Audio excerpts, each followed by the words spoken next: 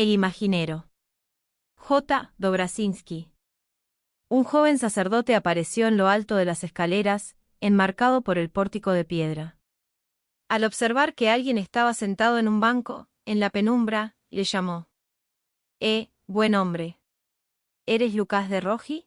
El hombre, que tenía los codos apoyados en las rodillas, la cabeza entre las manos y las piernas separadas, alzó lentamente la cabeza y miró al sacerdote. Sí, yo soy, respondió. Sube. El anciano se incorporó, recogió un atillo que reposaba sobre el banco y sin apurarse, empezó a subir las escaleras. Tenía los ojos grises y pequeños, el pelo y la barba cenicientos. Su enjuto y fatigado rostro estaba surcado de arrugas. Sus ropas, muy gastadas. Las manos, enormes, pendían de su cuerpo como ramas de un árbol abatidas por el peso de las primeras nieves de otoño. Al llegar a lo alto de la escalera, se detuvo ante el sacerdote. ¿Eres tú el que ha traído la carta de la duquesa de Niemodlin? Sí. ¿Y sabes pintar? Sé hacer muchas cosas. Tallo la madera, pinto. ¿Has hecho alguna vez imágenes para las iglesias? Sí. Los monjes o los curas me pedían a veces que les tallase un santo, que les hiciera un icono. Otras, que les restaurase pinturas determinadas. Y lo sigues haciendo. Hace mucho tiempo que no hago nada de eso. ¿Dónde adquieres las pinturas? Las fabrico yo mismo. ¿Sabes lo que queremos que hagas? Sí. La duquesa me lo dijo. El sacerdote escrutó el rostro del imaginero. Este hombre, pensó, no se parece en nada a los artistas que han sido huéspedes del castillo en los últimos tiempos. Todos vestían ropas delicadas, llevaban cadenas de oro en torno al cuello y anillos en los dedos, calzaban finos botines de tafilete y se rizaban el pelo. Tenían criados que llevaban sus enseres y sus útiles de trabajo, hablaban pomposamente, con aplomo, e imponían respeto. Querían que se les pagase en oro, por adelantado, y exigían comodidades y buenos alimentos.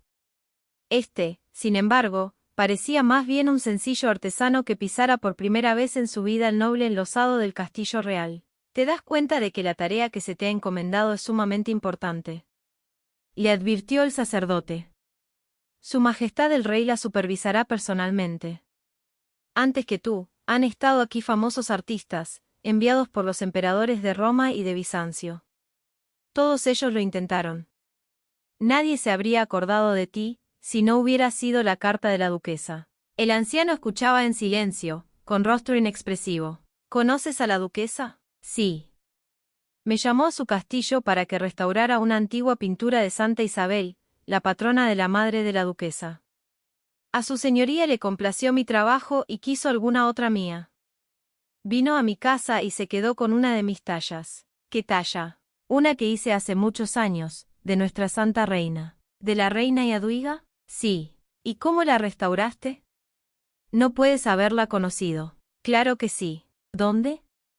¿Cuándo? Hace muchísimos años. Siendo un muchacho, colaboré en la edificación de la iglesia de Piasek. Un día, la reina vino a ver el estado de las obras. Fue entonces cuando dejó marcada su huella en el mortero. Maese Micolaj ordenó que reprodujéramos en piedra la huella de su pie y la engarzáramos en el muro de la iglesia. Ahora la gente acude a besarla. Entonces debes tener un montón de años. Sí, tengo. El sacerdote volvió a clavar la mirada en él. Escucha lo que voy a decirte, vas a comparecer ante su majestad.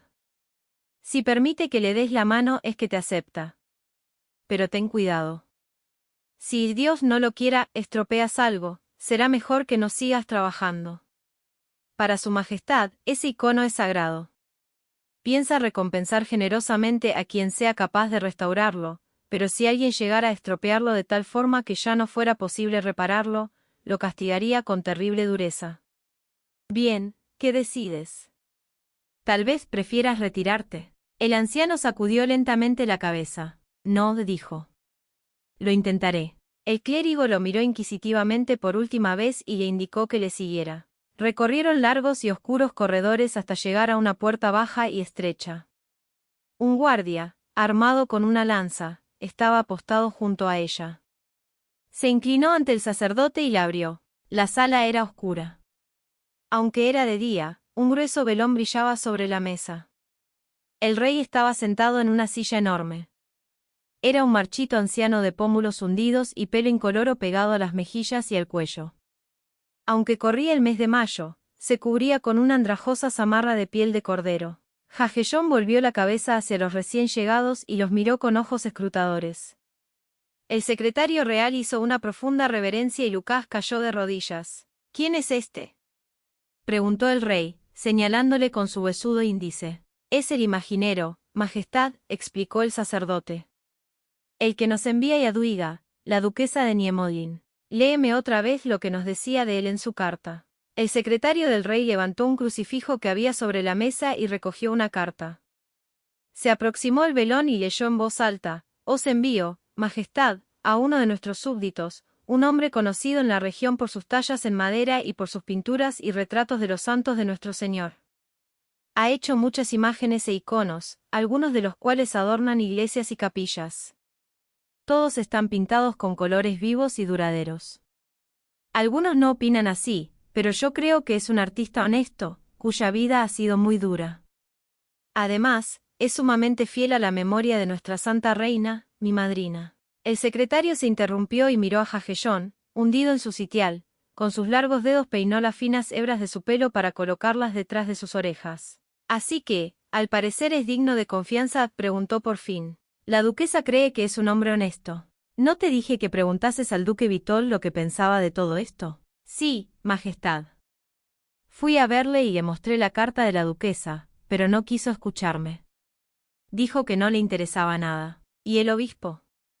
¿Qué opina? Su ilustrísima dice que él cree que deberíamos intentarlo. Acércate, ordenó. Lucas se arrastró, de rodillas, hasta colocarse junto a la silla del rey. Tu duquesa dice que eres un buen hombre, le dijo Jagellón, despacio, pues el polaco le resultaba menos familiar que el ruteno. Y que reverenciabas a mi difunta esposa.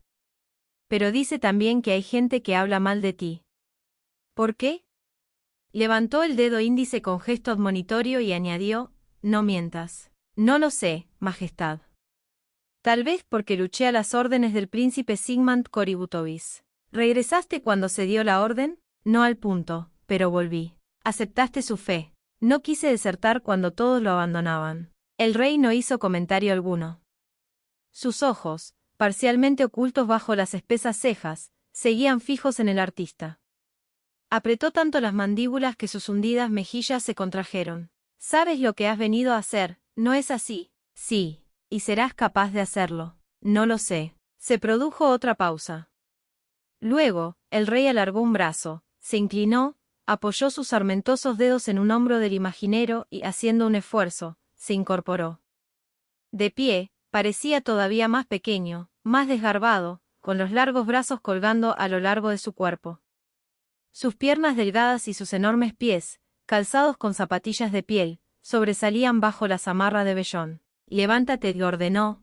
Luego, volviéndose hacia su secretario, añadió: abre camino. Apoyado en Lucas, Jagellón siguió al sacerdote, que iba abriendo puertas a medida que avanzaba. El rey volvió 3 veces la cabeza para escupir, una vieja costumbre de cuando era pagano. El secretario siguió mirando al frente, pero con una expresión de repugnancia en su rostro. La última sala en que entraron era más luminosa que las anteriores.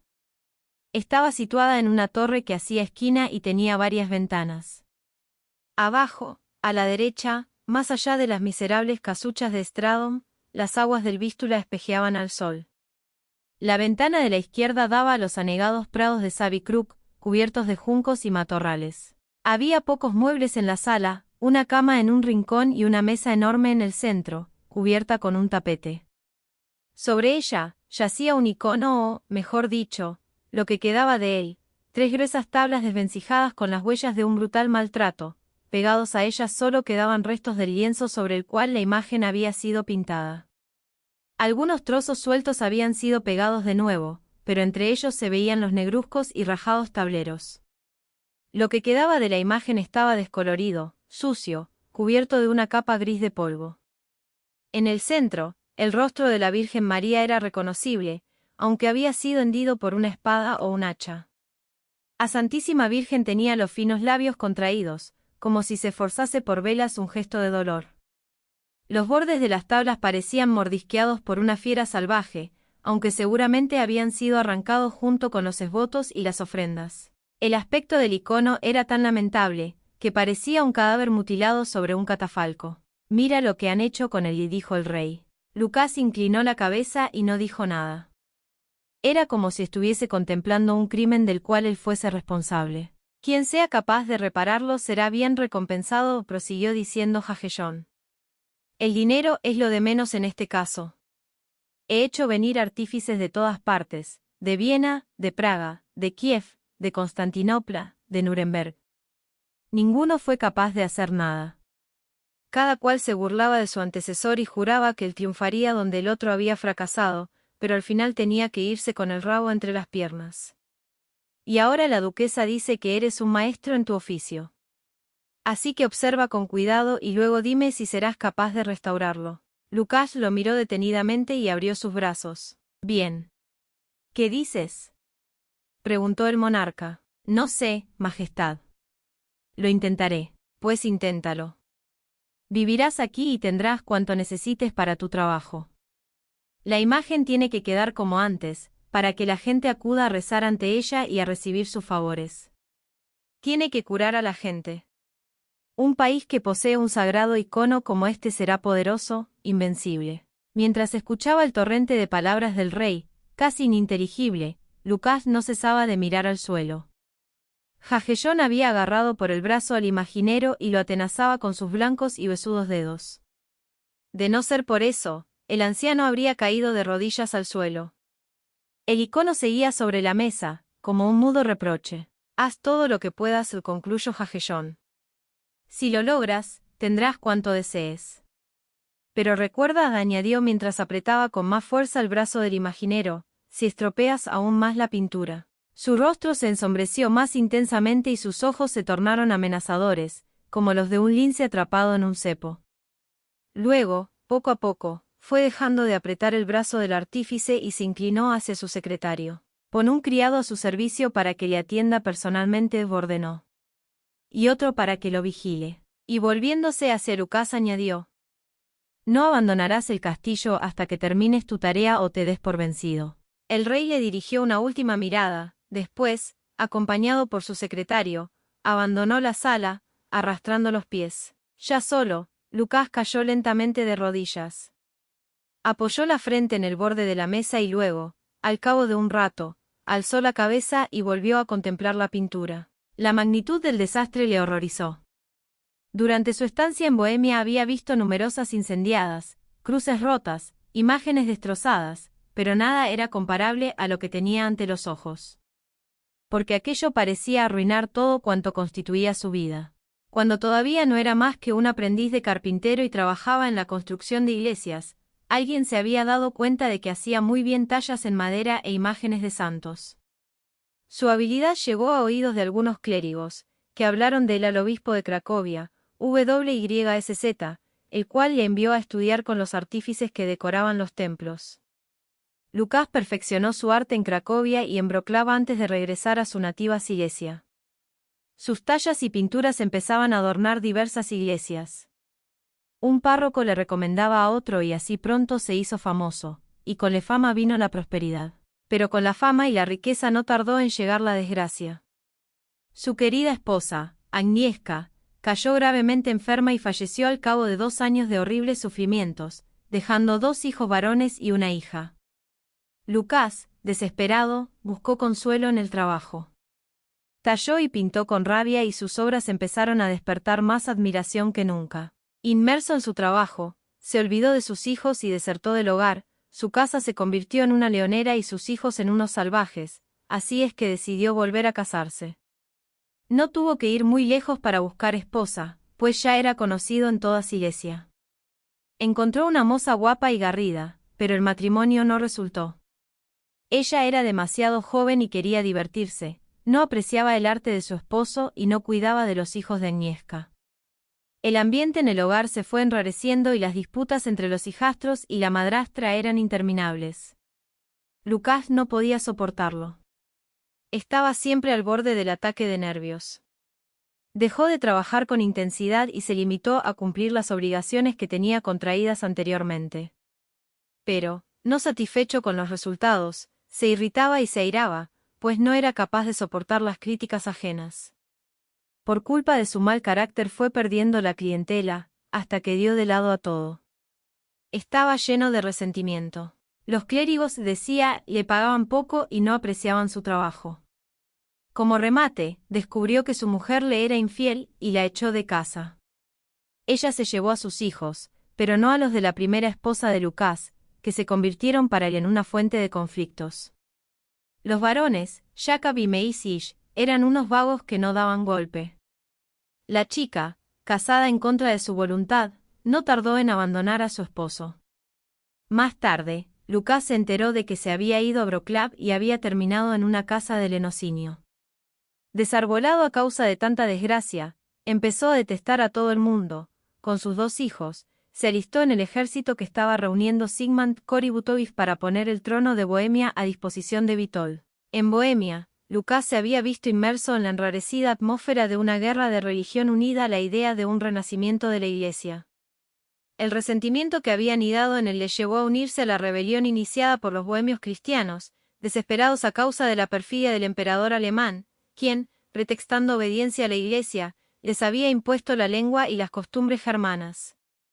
Incluso cuando Korybutovich, a petición de Jagellón, abandonó Bohemia, Lucas se quedó y se unió a los husitas, seguidores de Juan Hus, hereje oriundo de Bohemia, quedando en la hoguera 3 n 1415, n. del T, de Hans Ziska. Su hijo mayor murió en combate y el menor fue gravemente herido luchando contra los soldados de la cruzada organizada por Federico de Brandenburgo. Entonces, Korybutovich regresó a Bohemia, esta vez con el consentimiento de su rey. Los combates se hicieron más violentos. Ziska, el caudillo ciego de los taboristas, rama extremista de los husitas, n. del T, encontró la muerte cerca de Pribislav. El reino de Polonia dejó de apoyar el edicto de Wielun e impuso graves penas a cuantos hubieran apoyado a los taboristas. Entonces, los polacos comenzaron a retirarse de Bohemia, tanto más cuanto que la opinión pública empezó a volverse contra ellos. Lucas, sin embargo, no habría vuelto a Polonia si su hijo menor no hubiera perdido en combate un ojo y una pierna, pero como tenía que cuidar de él, regresaron juntos a Rogi. Ahora estaba todavía más solo. Todo el mundo le volvía la espalda, pues creían que se había hecho husita, y el odio hacia estos herejes aumentaba en Sicilia a causa de sus asaltos y saqueos de iglesias y monasterios. Sebinka y Lubias fueron víctimas de esos saqueos. El movimiento husita se había convertido en una belicosa secta, apoyada por todos los herejes europeos. Los que deseaban la reforma de la Iglesia habían sido sustituidos por quienes la odiaban. Silesia, que era profundamente religiosa, se opuso firmemente a los husita. Ningún párroco encargaría jamás tallas o pinturas a un hombre marcado con el estigma de la herejía. Hasta sus vecinos dejaron de hablarle. Y cuando salía a pasear, los chicos le tiraban piedras y pellas de barro.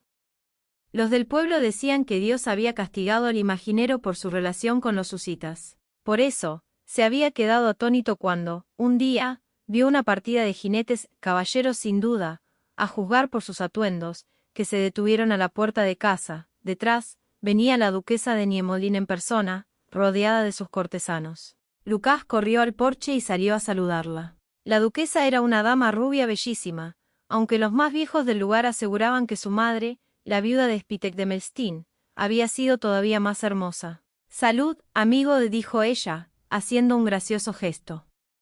«Soy una vieja amiga, ¿recordáis? Hace tiempo hicisteis un excelente trabajo restaurando un retrato de Santa Isabel. Y me han dicho que también habéis tallado una escultura de la primera esposa del rey Vladislav. Disculpad el desorden de mi casa, señora», repuso Lucas, turbado. «Yo soy pobre y mi hijo es un inválido. Es cierto que en otro tiempo tallaba y pintaba imágenes de santos, pero ya no lo hago. Solo me quedan algunas. Muéstramelas». En una habitación contigua, ensuciada por las gallinas, se veían unas cuantas tallas polvorientas apoyadas en la pared.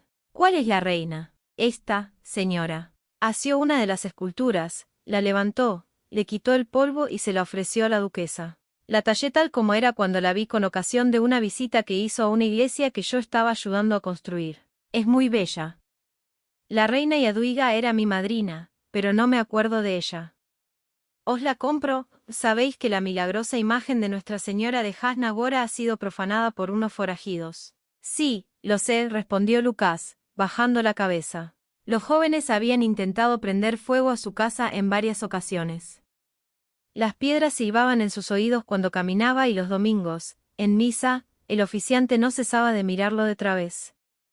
No le habían cerrado las puertas del templo, pero se apartaban de él como de un leproso. Y también sé quiénes han sido, añadió. Está claro que no eran simples saqueadores. La duquesa sonrió, con sonrisa cómplice. He oído decir que has pasado muchos años en Bohemia con los seguidores de Jas. Pero estoy segura de que, habiendo tallado tantas y tan bellas imágenes, no serías capaz de alzar tu mano contra el icono de la Santísima Virgen. No es cierto. Nadie confía en mí, musitó él. Yo sí. Mi capellán te conoce bien. Sabe que la suerte no te ha favorecido. ¿Has peregrinado alguna vez a Jasna Gora? Sí. Varias veces. Rompieron en pedazos el santo icono y lo arrojaron al lodo. Un horrible sacrilegio y una gran desgracia. La gente está asustada, pues cree que la Virgen debe de estar enojada con nosotros y ya no querrá protegernos. Los caballeros teutónicos han llegado a decir que el rey en persona envió a esos bandidos a Jasna Gora. Cuando era todavía pagano, aunque luego hizo penitencia y ofrendas para expiar su pecado. Ahora quisiera haber restaurado a toda costa el sagrado icono. Muchos han intentado hacerlo, pero la pintura se ha disuelto como el agua sobre las tablas. ¿Podrías tú hacer algo? Él levantó la cabeza. Pero, señora duquesa, ¿cómo van a dejarme tocar siquiera la milagrosa imagen de Nuestra Señora? Si lograras repararla, no sé si podría. Tal vez la Madre de Dios no quiera que se repare. Si ha permitido que tantos buenos artistas no lo consigan, pero tal vez quiera que tú, porque yo he sido Usita. ¿Y por qué no? Mi capellán dice que ella es especialmente misericordiosa con quienes se arrepienten y sufren. Se hizo el silencio durante unos minutos. No me dejarán ni intentarlo. Si quieres le escribiré al rey. Debes intentarlo. ¿Cuánto dinero pedirías por el encargo? Nada, señora. Vuestra fe en mí vale más que todo el oro del mundo. Que ella te proteja. Ve, pues, a Cracovia. Cuanto antes. Y ahora tenía el destrozado icono ante sus ojos. Los de la Virgen parecían mirar desde el desvaído rostro con una extraña fuerza penetrante. Estará enojada por haber osado venir, yo, que he luchado contra los caballeros cruzados enviados por el Papa y por el Emperador en defensa de la fe. Debe de ser un castigo por haber tallado y pintado imágenes santas con estas manos pecadoras, por ser orgulloso y por tratar a toda costa de ser famoso, hasta punto de abandonar a Agnieszka y dejarla morir. Estos pensamientos habían ido fraguándose en su mente a lo largo de los años, aunque él no quería admitirlos. Pero ahora, mientras contemplaba el profanado icono, habían brotado espontáneamente. ¿Permitiría la Santísima Virgen que él tuviera éxito cuando todos los demás habían fracasado? ¿No le estarían acusando sus ojos entornados de entregarse una vez más al pecado de orgullo? Sabía por qué algunos hombres habían destrozado el icono. Había oído lo que decían cuando estuvo en Tabor, el punto de encuentro de los rebeldes de toda Europa, seguidores de extraños credos, enemigos de la Iglesia y del Papa. Algunos arguían que las imágenes de Dios y de los santos apartaban los corazones del Creador, que su belleza terrena ocultaba la verdadera belleza de Dios. Pero él sabía que el pueblo sencillo no acudía al icono atraído por su belleza en cuanto obra de arte, sino para depositar sus súplicas a los pies de la Señora. Recordaba que, durante una de sus peregrinaciones, vio un grupo de ciegos que acudían al santuario. Nunca podrían contemplar la imagen de la Virgen pintada por un artista anónimo, pero venían a rezar y palpar el icono con las manos. Ahora la imagen estaba destrozada. Aunque alguien cayera de rodillas ante ella, ¿qué ayuda podía esperar de la Virgen? ¿Habría la destrucción del icono provocado que se extinguiera la misteriosa fuerza que atraía a las gentes hacia él? ¿Recobraría esa fuerza si lograba restaurarlo? ¿Habrían destruido los que la profanaron algo más que una imagen pintada hacía mucho tiempo? Sea como sea, pensó, aquí estoy para intentarlo, y lo intentaré. En otro tiempo, tallaba y pintaba imágenes de santos pensando más en mi gloria que en glorificarlos a ellos. Ahora la gloria y la fama ya no me interesan. No gozaría con ellas, pues no se puede ser feliz cuando no se tiene a nadie con quien compartir la alegría. Lucas se puso en pie y se inclinó sobre el icono. Luego, acarició tímidamente la imagen con la yema de los dedos. Las tablas eran viejas y rugosas y estaban agujereadas aquí y allá. Fragmentos del lienzo sobre el que había sido pintado el desvaído rostro de la Virgen estaban adheridos todavía a las maltratadas tablas. El rostro del niño Jesús había sido borrado.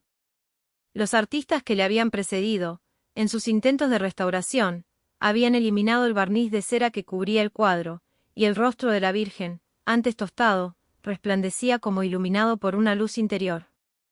Un mechón de pelo que se escapaba bajo el rugoso velo y le caía sobre el hombro parecía ahora dorado, como el de las jóvenes campesinas de los alrededores de Niemodin. Abrió su atillo y sacó de él los tarros de pintura. Mezcló varios colores para obtener un azul marino y pintó con él un borde de la túnica de María, pero la pintura escurrió como una gota de agua en una superficie lisa. Lo intentó varias veces más, pero el resultado siempre fue el mismo. Tendré que renunciar, como todos, pensó. Estaba seguro de que sabía pintar tan bien como ellos. Había pintado y repintado tantas imágenes, que había perdido la cuenta, y nunca le había sucedido una cosa así. Lucas decidió no darse por vencido y hacer acopio de toda su habilidad y experiencia. A lo largo de los años había ido aprendiendo a utilizar diversas hojas, flores y raíces para incrementar la capacidad adhesiva de las pinturas, así es que empezó a hacer mezclas. Concentrado como estaba en su tarea, no oyó el ruido que hacía la puerta al abrirse y solo reaccionó al oír una voz que le decía: ¿Cómo va eso, imaginero? Aunque nunca le había visto, Lucas supo enseguida quién era el visitante, pues llevaba colgada del cuello una cruz pectoral y una cadena de obispo. Era alto, joven y apuesto. Parecía más bien un caballero que un miembro de la jerarquía eclesiástica. Su rostro lustroso y bien afeitado mostraba sabiduría, pero también ambición. Lucas hizo una profunda reverencia y besó el anillo del obispo Lesnicki. Todavía no he logrado nada, ilustrísima, y no sé si lo conseguiré. Lesnicki posó delicadamente su mano derecha en un hombro de Lucas. Vamos, vamos, dijo. No os desaniméis. Pero no os apresuréis. Tenéis el tiempo que queráis para acumular fuerzas y poner en práctica todos vuestros conocimientos. Los otros fracasaron, porque lo único les interesaba era la recompensa. Por eso se dieron por vencidos a la primera dificultad. Por cierto, he oído decir que ni siquiera habéis dicho cuánto dinero queréis. Si al menos supiera lo que debo hacer. Si lo lográis, el rey os cubrirá de oro.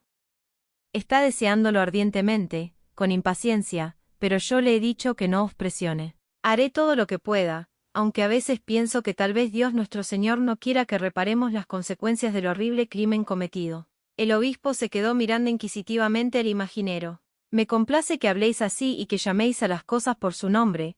Al fin y al cabo, fuisteis un hereje, un husita. Admito que pequé, ilustrísima. Tal vez no fuese un pecado. Jas solo quería la reforma de la Iglesia. Fueron sus seguidores los que le llevaron a la herejía. Y es preciso expiar el crimen que ha cometido. Tenemos que rezar mucho. ¿Habéis pedido a la señora, imaginero, que os ayude en vuestro trabajo? No, repuso tímidamente, balanceando el cuerpo de un lado para otro. Pues debéis hacerlo. Si Dios perdonó al hombre el crimen cometido en la persona de su hijo, también perdonará el cometido contra la imagen de la Virgen. Ella también es misericordiosa con la locura humana. Anda, reza conmigo. Lucas se santiguó. De pie, junto al obispo, repetía lo que éste iba diciendo: Oh, María, ayúdanos, pues somos débiles y remisos a la hora de hacer la voluntad de vuestro Hijo. Permaneced a nuestro lado en nuestras obras, deseos y sacrificios. Fortaleced nuestros pasos, corregid nuestros errores, elevad nuestro espíritu. Santísima Virgen María, interceded por nosotros ante Dios. No abandonéis a vuestros hijos, no demoréis vuestra ayuda. Vos, que sabéis cuánto os necesitamos, haced que vuestra imagen, a la que tanto amamos, recobre su esplendor y su fuerza. El crepúsculo de un día del mes de mayo empezaba a caer sobre la ciudad, extendida a los pies del castillo. Lucas contempló el resplandor rojizo del sol poniente, reflejado en los pinos tejados. Paseó la mirada por las murallas y más allá, a lo largo del Vístula, hasta la iglesia carmelita de la bienaventurada Virgen María en Piasek, la que había ayudado a construir cuando era un simple aprendiz, escondida tras una curva del río. Allí había empezado todo, allí el mundo había sonreído por primera vez al hijo de un campesino de Silesia. Luego, vino el amor. Agnieszka era la hija de un maestro carpintero, que nunca se habría casado con un mediocre aprendiz. Pero cuando ese mediocre aprendiz se convirtió en un famoso imaginero al cual se disputaban párrocos y priores, aceptó el pretendiente. Se habían querido mucho antes de que Agnieszka enfermase, luego, ella empezó a quejarse de que él estaba tan ocupado que no tenía tiempo para ella, y cuando murió, todo se torció. Ahora ya no le quedaba nada, excepto un hijo inválido y amargado que no cesaba de refunfuñar y una hija prostituida, en paradero desconocido. Se apartó de la ventana y se dirigió hacia la mesa. El rojizo resplandor del ocaso teñía de un tinte rosáceo la superficie del icono. La señora tenía los ojos fijos en él. Poco después, el joven criado que le habían asignado le trajo la cena, un cestillo con pan, queso, miel y agua de cebada. Lucas le dijo que necesitaba que al día siguiente le trajera cera, resina, aceite de linaza y ciertas hierbas. También le pidió que le proporcionara una estufita para calentar las mezclas. Estaba decidido a seguir intentándolo. Cuando anocheció, las campanas tocaron al Ángelus. El tañido venía de todas partes, de San Estanislao de Skoulka, de las iglesias de los dominicos y de los franciscanos, de la Santa Yaduiga, de la iglesita de San Isi, al pie de la colina de Waawal, del templo de Nuestra Señora en la plaza del mercado, de la iglesia de San Nicolás, en la calle Besola, de la bienaventurada Virgen María en Piasecki y de la de San Florian en Clepars. La última campana en unirse a las otras fue la de la catedral de Waawal. Mientras contemplaba la ciudad en calma y el cielo tachonada de estrellas, Lucas rezó por el alma de Agnieszka. Había sufrido mucho durante mucho tiempo, 2 largos años postrada en su lecho, sin esperanza, sin atreverse a pedir su curación, convencida de que su única liberación era la muerte. Y la muerte había llegado por sorpresa, cuando menos la esperaba. Y él se había quedado solo, con el amargo sentimiento de que no había aceptado su soledad como hubiera debido y de que Agnieszka había muerto cansada de esperarle a él. Antes de acostarse, volvió a contemplar el icono una vez más a la luz de una lámpara de aceite. Los ojos de la señora seguían mirándole como a través de un velo y le pareció que trataban de decirle algo. Lucas apagó la lámpara y se echó en la cama, pero no podía dormir. La brisa traía la fragancia de las flores del jardín de Stradom. Oyó como los guardias se transmitían el santo y seña. Un perro aullaba lastimeramente a lo lejos. Alegres y ahogados sonidos rebotaban en los gruesos muros del castillo. No se le iba de la cabeza la idea que el icono estaba allí, sobre la mesa. Era como un ser viviente, que permanecía en vela para que los demás pudiesen dormir en paz. El alba lo saludó con rosados chafarrinones de sol en la pared. En la ciudad, los gallos competían entre ellos, a ver quién cantaba más alto. Salió y fue hasta el pozo para lavarse. Nada más volver, el mozo le trajo un cuenco lleno de gachas cubiertas de requesón. Tanto él como el guardia miraban de reojo el icono, con temor reverencial, cada vez que entraban en la habitación. ¿No te da miedo dormir tan cerca de un objeto tan santo?, le preguntó el guardia una vez. Yo no sería capaz de dormir aquí, añadió el mozo, santiguándose. Parece como si ella lo llamara a uno. Sí, ya sé que es buena, muy buena, que es la madre de nuestro Señor. Pero la han tratado tan mal. Lucas reanudó su trabajo. Con la punta de un cuchillo ahuecó un trocito de lienzo en un borde de la pintura y lo examinó cuidadosamente. Era un lienzo muy bien tejido, muy viejo, de características ordinarias, por lo que no había razón para que la pintura no agarrase. Había utilizado lienzos como aquel cientos de veces. Estaba dándole vueltas al problema cuando se presentó en la habitación el secretario del rey. Bueno, ¿has intentado hacer algo? Sí, y la pintura no agarra. Por San Froilán milagrero. ¿Así es que no podrás repararlo? Volveré a intentarlo. Sí, sí, hazlo. Haz todo lo que puedas. El rey empieza a impacientarse. Lo siento, padre, pero no puedo hacer nada para evitarlo. Procuraré calmarlo. Pero tú no dejes de hacer todo lo que esté en tu mano. No olvides que el rey está deseando ver el icono restaurado. Ha prometido recompensarte generosamente. Tal vez te dé tierras y te otorgue un título, quizá te haga caballero. Haz todo lo posible, que no te arrepentirás. Ten en cuenta que nuestros enemigos se frotan las manos pensando en lo que han hecho con el santo icono. Los caballeros teutónicos han enviado cartas a todo el mundo diciendo que la Madre de Dios ha sido ofendida en Polonia y que hemos vuelto al paganismo. ¿Comprendes lo que eso significa? Lucas asintió con la cabeza, y el sacerdote prosiguió. Cuando el príncipe Ostrogski arrasó Jasnagora tal vez lo hiciera de acuerdo con Proukop el Calvo. ¿Habéis conocido a Proukop? Sí, lo conocí. Dicen que era un monje rebelde. Sí, eso decían. El sacerdote se fue y Lucas empezó a preparar nuevas fórmulas. El mozo le trajo los materiales que había pedido, juntos, encendieron el hornillo. Pusieron a calentar una maloliente mistura en un pequeño caldero y el criado miró asombrado al artífice. ¿Vas a hacer brujerías? No seas estúpido. Solo estoy preparando las pinturas y el barniz de base. Es que, los otros dijeron que este icono solo podrá ser restaurado mediante conjuros. Al caer la tarde, el obispo hizo acto de presencia. ¿Cómo van esas pruebas, imaginero?, preguntó. Lucas abrió los brazos en un gesto de impotencia. No os deis por vencido. Insistid. Es de suma importancia que este icono vuelva a Jasnagora. Muchos lo esperan. Vienen de todas partes preguntando por él, de Bohemia y Moravia, de Luceisia, de Hungría y Rutenia, de las tierras de los duques de Sin, de Dinamarca, de Suecia e incluso de Dalmacia. ¿De cuántos lugares y países necesitan la ayuda de Nuestra Señora? Estoy haciendo cuanto puedo, ilustrísima. No cejéis. He ofrecido la misa por esa intención y he pedido a las monjas que recen para que Dios bendiga vuestras manos. También he organizado rogativas y he solicitado a todos los fieles que hagan ofrendas. Y haremos una novena a todos los santos patronos del reino y de Cracovia. Y vos, habéis rezado. Lo mejor que sé hacerlo, ilustrísima. Consagraos a vuestra Señora. Prometedle que seréis su más fiel servidor de ahora en adelante. ¿Solo de ella? Si realmente queréis que os ofrezca. Tomad este rosario de huesos de aceituna procedentes de los olivos del monte en que nuestro Salvador oró la noche anterior a su muerte. Mi predecesor, el obispo WYSZ, me lo trajo de Tierra Santa. Quiero que lo tengáis vos. Aquella noche, arrodillado ante el icono, Lucas repitió una y otra vez, Dios te salve, María, llena eres de gracia, el Señor es contigo.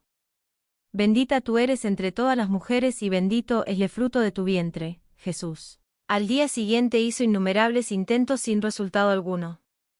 Había montado todo un taller en un rincón, con incontables vasijas, pinceles, rascadores y tarros de pintura. El mozo había hecho numerosos viajes al mercado que había junto a la lonja de los pañeros para comprar todo lo necesario. Tan pronto como Lucas pedía algo, el criado lo traía, pero, a pesar de todo, nada había conseguido. Y lo que era peor, ya no sabía qué hacer. Un par de posibilidades más, tal vez 3, y tendría que admitir que era incapaz de restaurar el icono. Pero cuando aquella tarde se puso a rezar con el rosario que le había dado el obispo, no se sentía derrotado. Para entonces, ya se había convencido de que la reconstrucción de la pintura no dependía tan solo de la habilidad humana. Sin la ayuda de la Santísima Virgen, el icono no recobraría jamás su primitiva belleza. ¿Quería ella ayudarle precisamente a él? Estaba diciendo a llegar hasta el final, pero cada vez con menos confianza en sí mismo. ¿Quién era él para que ella le hubiera escogido? No había estado asociado con quienes la habían ofendido. Cierto que ya había roto con ellos, pero ¿acaso no compartía aún algunos de sus deseos y esperanzas? Habían andado descarriados, perdidos entre odios, rebeliones y querellas, pero al principio buscaban la reforma de la Iglesia, creían sinceramente que solo una cristiandad renacida, auténtica, podía salvar al mundo. ¿Qué más daba, pensó, que fuese capaz de restaurar el icono o no? Estaba acabado. Se sentía viejo, muy viejo, Pero, sobre todo, se encontraba exhausto. Cada vez con mayor frecuencia pensaba en la muerte como en un descanso definitivo. No le interesaba el oro, ¿para qué lo quería? Lo único que deseaba era que el icono volviera a Hasnagora para que la gente se arrodillara ante él y le pidiera a María su salvación. Aquella noche se despertó muchas veces y todas se puso a rezar. ¿Vendría alguien después de él, capaz de restaurar el icono? Eso sería para él una gran humillación.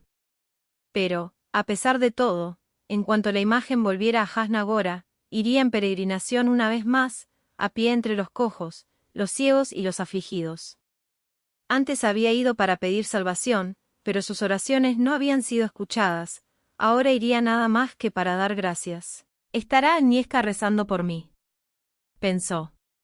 Se había ido tan de repente, tan deprisa, como si no hubiese tenido tiempo para concertar otra cita.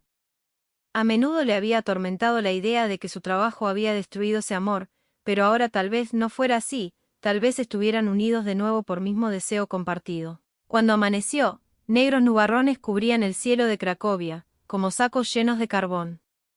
Pronto, a intervalos frecuentes, empezaron a descargar sobre los tejados torrentes de agua que, vomitados por las gárgolas a las calles, arrastraban toda clase de detritos por los desbordados albañales. Lucas había reanudado su tarea con el alba y, a mediodía, ya había agotado todas las posibilidades.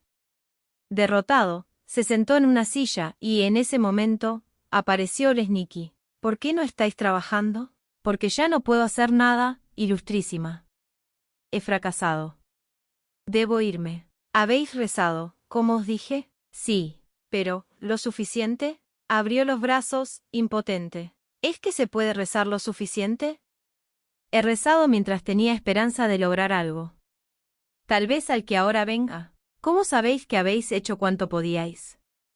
Le interrogó el obispo. Uno de los profetas enviados por Dios se encontraba tan débil y tan hambriento, que se sentía incapaz de dar un solo paso más. Se tumbó en el suelo y le dijo a Dios que se quería morir.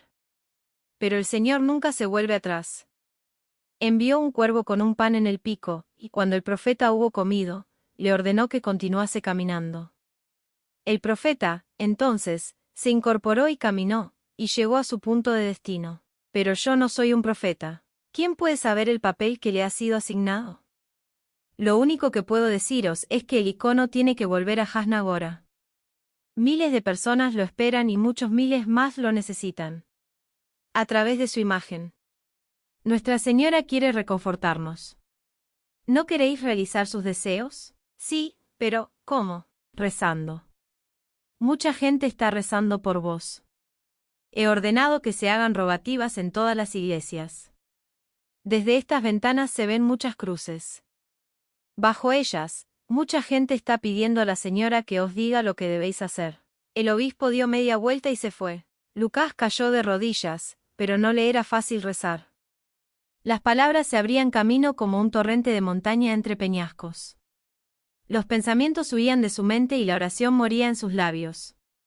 Pero los ojos de la Virgen Negra seguían mirándole como si quisieran decirle algo. El secretario del rey le visitó a la caída de la tarde. ¿Estás rezando? Sí. ¿Y cómo va tu tarea? Lo he ensayado todo. Te vas a dar por vencido. Inténtalo una vez más. Haz un nuevo esfuerzo. El rey no cesa de preguntarme. Lucas quedó inmóvil unos instantes. Suponía, dijo al fin, que otro vendría y haría lo que yo soy incapaz de hacer. Pero si no hay nadie más, haré un último intento. Hazlo. Dadme 3 días más. Pero que nadie me moleste durante ese tiempo. ¿Qué piensas hacer? No os lo puedo decir, padre. En realidad, ni yo mismo lo sé. Trataré de explicárselo a su majestad.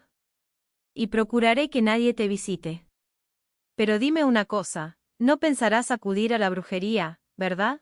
Solo haré lo que la Santísima Virgen me diga. Si necesitas algo, díselo al chico y él me buscará. ¿Por qué habré pedido 3 días de plazo? Se preguntó a sí mismo cuando el sacerdote se hubo ido. No sé qué hacer. Era como si alguien le hubiese inducido a pedir esos 3 días, como si estuviese madurando en su mente una idea sumamente atrevida desde que la noche anterior se había sentido súbitamente animado.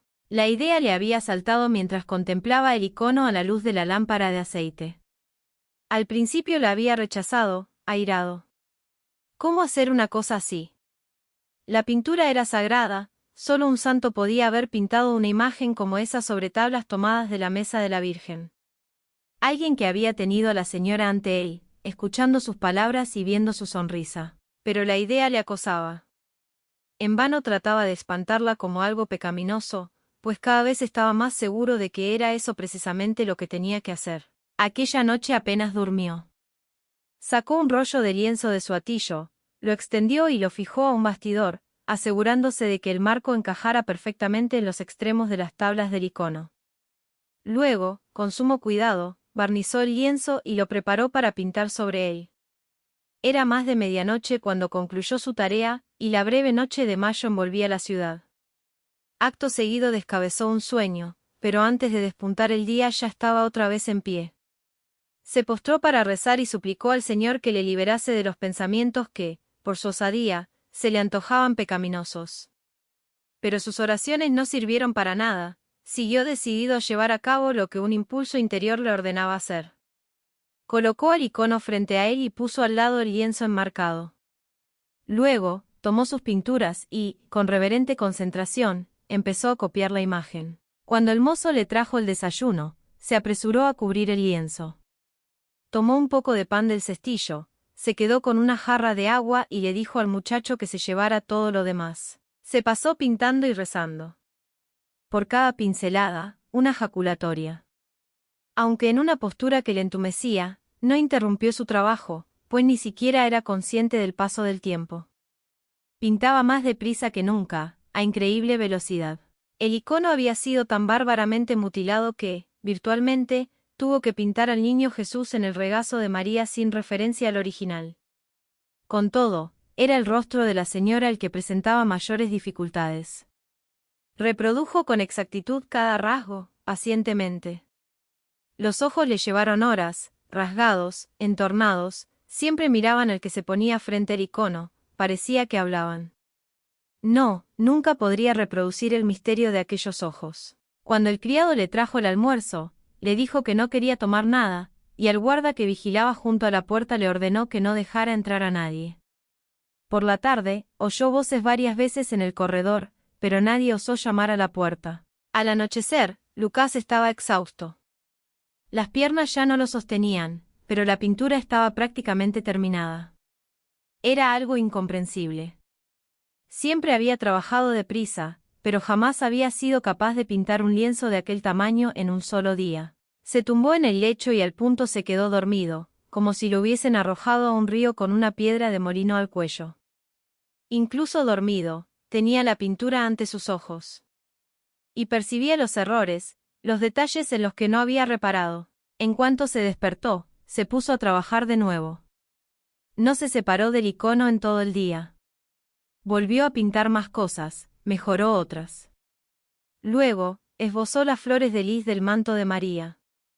En los días precedentes había preparado tal cantidad de pinturas que no tuvo que interrumpir su tarea un solo momento. Aunque no comió más que un mendrugo de pan duro, no tenía hambre. Ardía con la fiebre de la inspiración y estaba decidido a no perder un solo minuto. Le dolía terriblemente la cabeza, pero no hacía caso. No pensaba en nada, se limitaba a repetir incesantemente el Ave María. Tampoco aquel día entró nadie en la cámara, pero varias veces oyó voces y pisadas fuera. Sin duda, el criado y el guardia habían corrido la voz de que no quería que nadie le moleste, lo cual habría redoblado la curiosidad de todos. Antes de que se hiciera de noche, la pintura estaba terminada, salvo algunos rasgos del rostro de la señora. Lucas concentró toda su atención en ellos, pues no estaba satisfecho. Cuanto había pintado era una réplica exacta del icono, pero ese rostro. Volvió a dormirse enseguida, pero con un sueño inquieto. Tenía la impresión de que el extraordinario esfuerzo que había hecho era como para escapar de un mortal peligro. La única manera de sobrevivir consistía en sumergirse en su trabajo. Si sus esfuerzos resultaban inútiles, ya no tendría futuro. El tercer día, el sol brillaba esplendoroso y en cuanto se colocó frente al lienzo, Lucas se dio cuenta de la diferencia que había entre el rostro de la Virgen que él había pintado y el icono. El suyo no tenía cicatrices. Era como si las heridas causadas por las cuchillas hubieran provocado el que las mejillas se distendieran un poco, haciendo que los labios se inclinaran levemente hacia abajo por un extremo. Con las cicatrices, las ligeras protuberancias parecían naturales y el rostro conservaba sus proporciones. Sin ellas, no era el mismo. ¿Cuál sería el aspecto que ofrecía antes? Se preguntó a sí mismo. No es posible que estuviera distorsionado desde el principio. La espada o el cuchillo que se había clavado en el rostro de la señora dejó un estigma de dolor en él, algo que ni el oro del rey ni las oraciones mandadas hacer por obispo Olesniki podían borrar. ¿Sería que ella misma deseaba que esas huellas no desaparecieran? Cayó de rodillas, extendió los brazos y se postró en tierra ante el icono. Rezó fervientemente, pidiendo ayuda para interpretar correctamente la voluntad de la Virgen Santísima, y solo se incorporó cuando las campanas dieron el toque del ángelus a mediodía. Levantó el paño que cubría el lienzo y estudió la pintura, luego, súbitamente, con trazo firme, imprimió las cicatrices en la mejilla con un trozo de carbón vegetal. Al punto, la distorsión del rostro desapareció. Se resistía a creerlo, pero el rostro que él había pintado y el del icono eran ahora idénticos. Temblando, superpuso en las tablas la imagen que él había pintado. El miedo y la resolución se mezclaban en él mientras extendía una capa de cola sobre los maltratados restos del lienzo original. Luego, contempló por última vez el rostro que algún santo artista había pintado hacía muchos siglos y, acto seguido, pegó encima, con sumo cuidado, su propio lienzo. Ahora ya solo había una señora de Jasnagora. Una que era a la vez vieja y nueva. Con un buril y siguiendo las líneas trazadas con el carbón vegetal, presionó suavemente sobre el lienzo, para marcar las huellas de las cuchilladas. Cuando hubo terminado, colocó el icono en posición vertical sobre la mesa y se hincó de rodillas. Esto no es obra mía, pensó, había hecho lo que ella le había pedido. La obra que tenía delante era suya y solo suya. Un gozo inmenso inundaba el corazón de Lucas, pero mezclado con un mordiente vacío. Era como si sintiera que el tiempo que había pasado pintando y esforzándose en comprender lo que ella quería hubiera terminado. Había sido algo penosa, pero también magnífico. Nunca volvería a estar tan cerca de la señora como durante las largas horas que había permanecido tratando de averiguar lo que ella deseaba. No le interesaba conocer lo que la gente opinaría sobre su trabajo. No necesitaba alabanzas, recompensas o palabras de admiración. Lo que había hecho era para los demás. A él, lo único que le quedaba era la nostalgia de aquellos 3 días de plenitud. Antes que la muerte me reclame, pensó, tengo que hacer unas cuantas cosas. Primero, confortar a mi pobre hijo, luego buscar a mi descarriada hija. He de pagar de alguna manera este privilegio que me ha sido concedido. Sabía que nunca podría pagarlo todo, aunque viviese 1000 años, pero ¿cómo negarse a intentarlo, conociendo el gran amor que le esperaba después? Lucas estuvo rezando hasta que se puso el sol. Luego, recogió sus utensilios, rehizo su hatillo y empujando suavemente la puerta, salió al corredor. El guardia, aburrido de tanto esperar, se había quedado dormido, acurrucado en el suelo. Lucas se deslizó de puntillas en busca de un portillo que, según le había explicado el mozo, se abría en las murallas del castillo y daba a las ciénagas de Sabicru. Había salido la luna, así es que procuró deslizarse pegado al muro para que los centinelas no lo descubriesen. Luego, corrió de sombra en sombra, hasta que dio con el portillo. El criado no le había engañado, estaba abierto y nadie lo vigilaba. Antes de atravesarlo, dirigió una última mirada al castillo, que se erguía como un gigante de piedra.